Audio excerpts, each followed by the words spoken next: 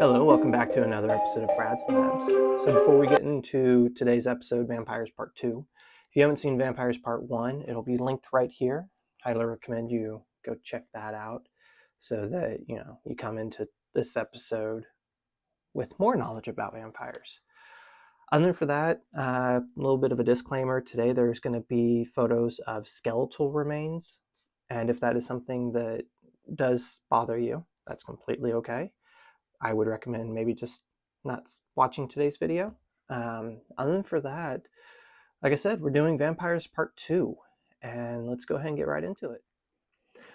So how does one go about identifying a vampire?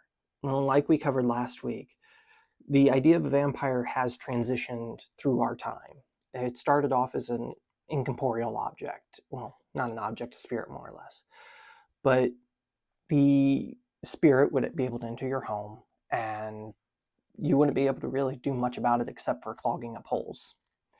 But as time has gone on, the idea of a vampire has become more concrete in what we know today. You get the idea of the pointy teeth, you get the pale skin, the beautiful vampire, the ugly vampire. I mean, there's many different variations of what vampires do look like. But we need to talk about why people thought they were vampires. And a lot of that actually goes into the decomposition that a human corpse goes through when, we die. And there's several different things that they would link to someone being a vampire. When the body starts to decompose, it starts to bloat. So they would get these full bellies, quote unquote, full bellies. And people would exhume the corpse and they would look at it and go, well, the belly's gotten bigger, so it's been feeding. That makes it a vampire. The other thing that happens is our skin, as the moisture starts to leave us, our skin starts to shrink, and it would make the hair and the nails look like they were actually growing. But along with that, it would actually take and accentuate the canines in a human's mouth.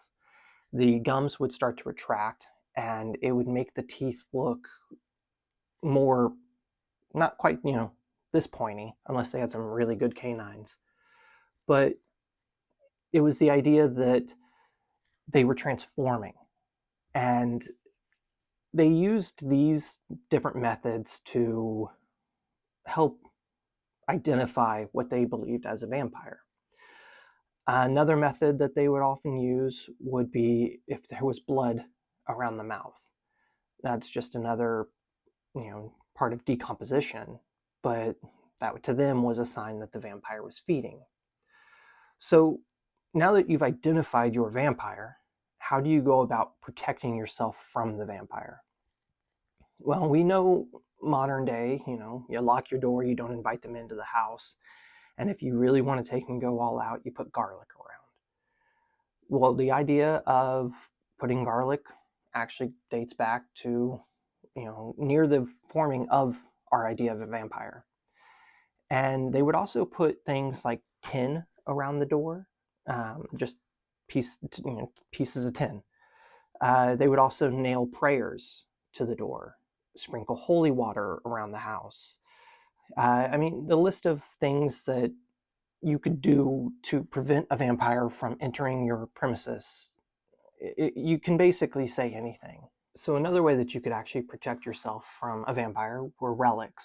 The idea of a relic is somebody that was ordained a saint, and you would purchase a finger of the saint, you would purchase a toe, a rib bone, any piece of the saint was considered holy, and it would stop a vampire. The problem with this was that it kind of led to people just selling body parts to sell body parts, and that's a whole nother story for a whole nother time. But the idea of keeping a vampire from entering your home isn't anything new. It's just transformed to what we would know today. Don't put a welcome mat out. They'll come through your front door because you're welcoming them in. Don't invite random strangers into your house at night. all of these ideas were preformed, and we just adopted them to our modern way of thought.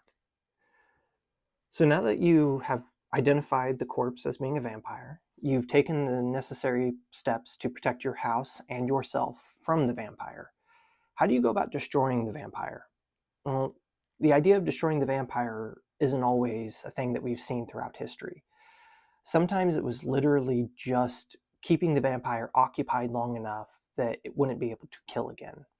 And this came with the idea of either sprinkling something like salt, grains of rice, or sand around the grave. And the idea was the vampire would have to spend the whole evening into the morning counting the grains individually because they were compulsive and they had to do that. And if you did this properly, by the time that the sun rose, the vampire would still be counting and they would have to re enter their grave. And then the next night, they would have to wake up again and start counting all over again. So if you did this properly, you could just stall the vampire inevitably, you know. But the problem is, what happens when it rains? It kind of washes it away. So we start to see the idea of keeping a vampire occupied start to fade away in our consciousness. But the idea of keeping a vampire occupied kind of also transitioned into just waiting the vampire out. You just kind of you turned your back and you plugged your ears and you went la la la and hoped that the vampire would just disappear. But that doesn't, really work, because why would it disappear?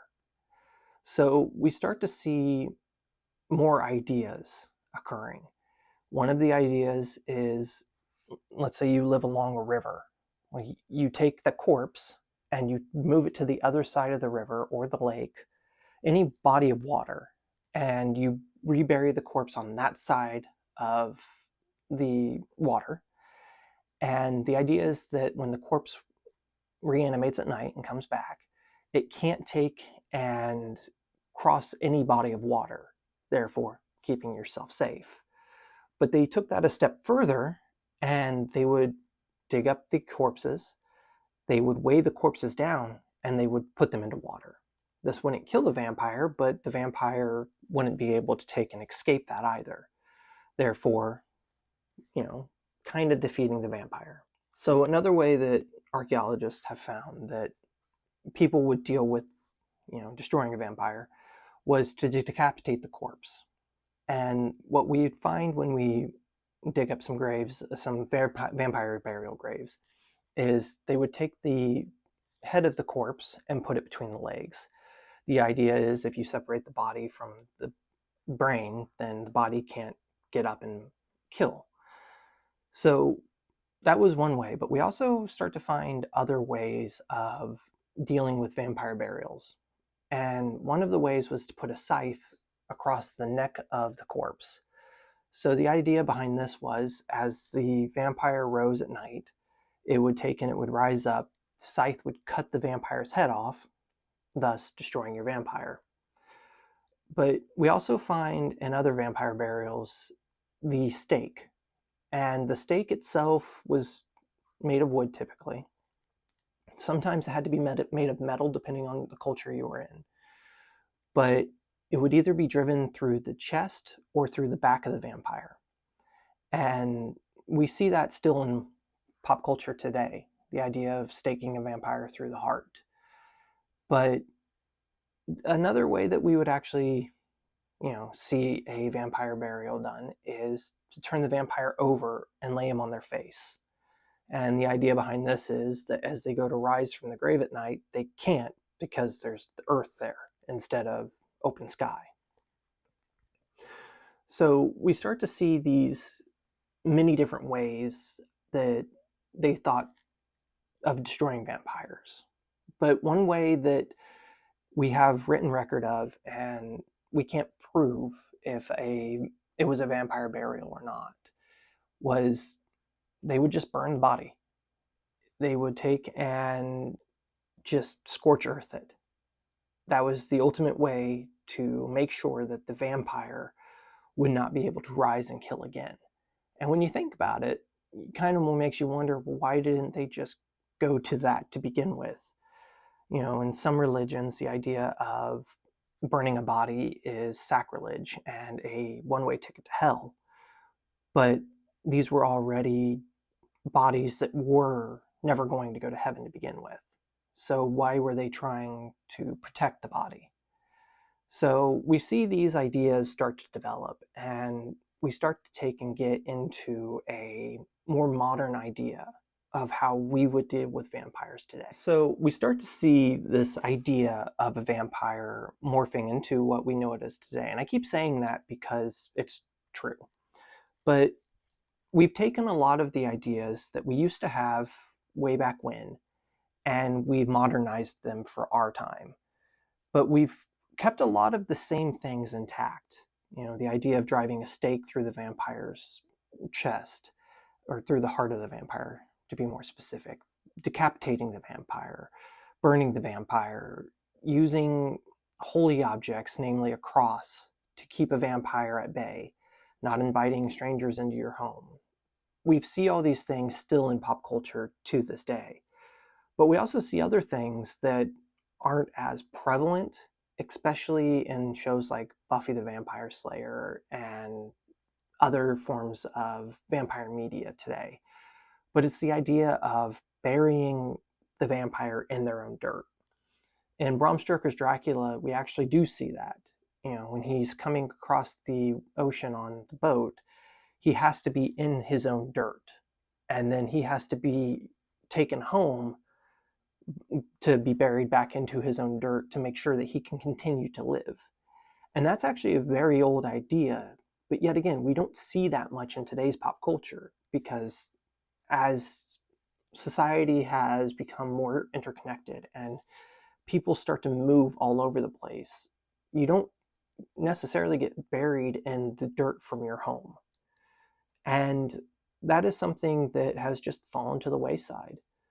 And that's why I said last week, and I'll say it again this week, the idea of a vampire transforming what we think of it as, and the ways that we can deal with the vampire, are going to change throughout our time. And the next generation after that, they'll probably have greatly different ideas. They may not even talk about vampires. It may just be something that, falls to the wayside completely. And it's because the idea of a vampire is no longer intriguing to them. That's the only reason we still talk about vampires to this day, is because they're intriguing to us. So the reason that vampires appeal to us today is that idea of immortality. We as a species have a innate drive, a want, a need to survive. And what better way to survive than to become a vampire? You get to live forever. You don't have to deal with sickness. You don't have to take and deal with watching your loved ones die, because you could turn them into vampires. But that's a modern idea of a vampire compared to what it used to be, where it was the unholy. It was something that needed to be destroyed. It did not belong on this earth. But as time went along, we've started to romanticize the idea of being a vampire. And you see that in things like Interview with a Vampire, where he actively chooses to become a vampire, but he doesn't want to be a vampire after a little while, and then he wants to be a vampire. Read the book, watch the movie, watch the TV show that's getting ready to come out. But even in like Buffy the Vampire Slayer, you see people actively asking to become a vampire, to get that immortality. And I assume the same thing for Twilight. Yet again, I'm sorry, I don't know much about Twilight.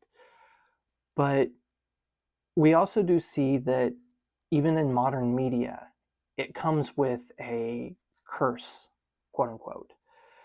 It's the having to drink human blood, taking the life of another.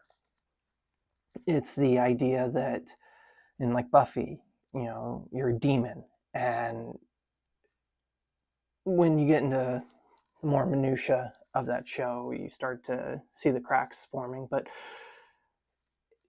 the idea of becoming a vampire appeals to us because who doesn't want to take and see what the world's going to look like in 100, 200 years from now? And that's why we have continued to romanticize vampires. But in the future, we may not romanticize vampires. It might be a whole new thing that, you know, we run off with. But as it stands right now, vampires are romantic.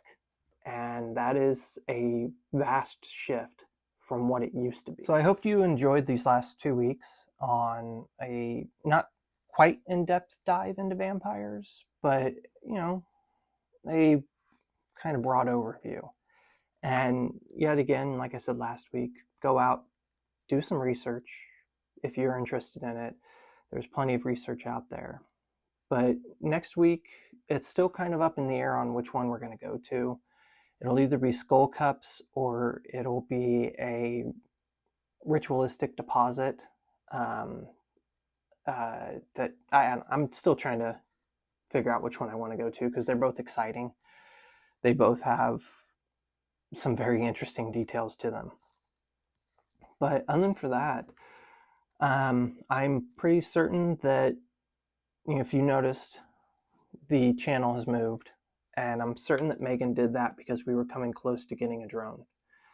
And I do full-heartedly blame her for the reason I don't have a drone in my hands today. But with one like, one share, one subscribe, you can help me obtain my dream of having a drone. So please, let's get to that 100. Please. Yeah, I'm not going to cry for you. I can't cry on cue. But other than for that, yeah, if you did like the video, please do give it a like, share, subscribe.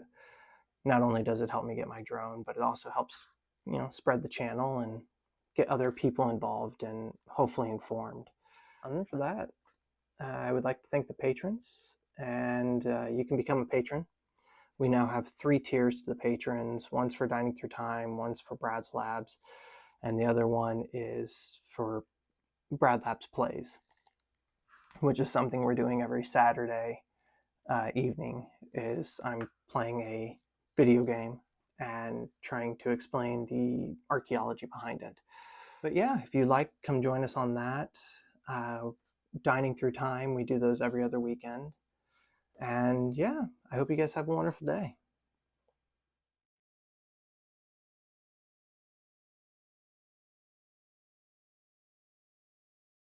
Much to worry about. You get to live forever. Who wants to live forever?